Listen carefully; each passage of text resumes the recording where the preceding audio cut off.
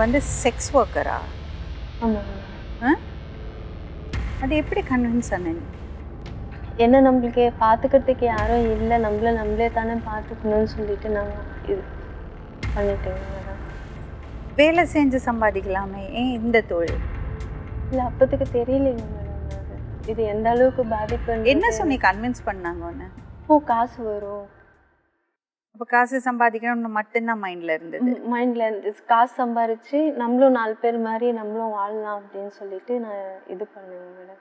அப்புறம் சரின்னு சொல்லிட்டு என் லைஃப் இப்படியே போயிட்டு இருந்ததுங்க மேடம். அதுதான் லைஃப்னு முடிவு பண்ணிட்டேன்.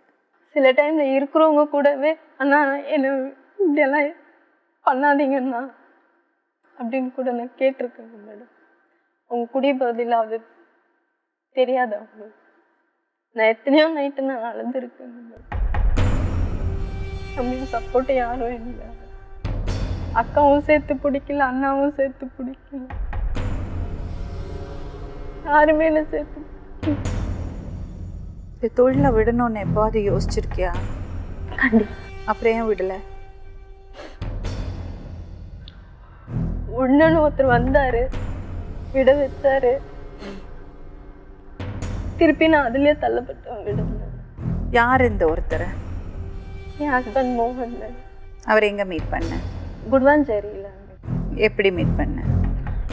இந்த மாதிரி ஒரு இடத்துக்கு தான் ஒரு அம்மா பையன் வச்சு பண்ணியிருந்தாங்க. நான் பெங்களூர்லேருந்து சென்னைக்கு வருவேன். அங்கே வந்துட்டு அவங்க பிராத்தல் நடத்திட்டு இருந்தாங்களா?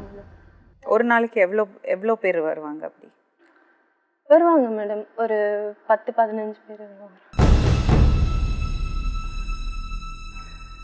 அந்த மாதிரி இடத்துல தான் நான் எங்கள் வீட்டுக்காரை பார்த்தேன்.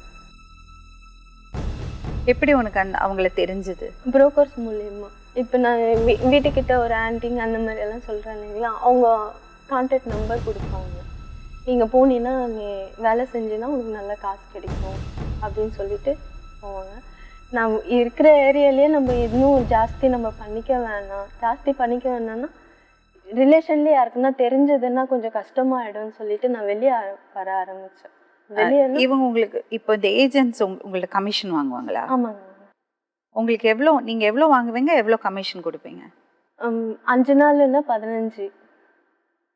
15,000? 15,000 ரூபாய் அவங்களுக்கு கமிஷனா? ஆமாம். நீங்கள் எவ்வளோ காசு வாங்குவீங்க? நாங்கள் 30. அந்த 30ல் 15 கொடுப்பீங்க? அவங்களுக்கு கொடுப்போம். அவங்க 2 சைடும் வாங்குவாங்க, எங்ககிட்டயும் வாங்குவாங்க, அவங்ககிட்டயும் வாங்குவாங்க. ஸோ உங்களுக்கு கொடுக்கறது இந்த அம்மாவும் பையனும்? ஆமாங்க.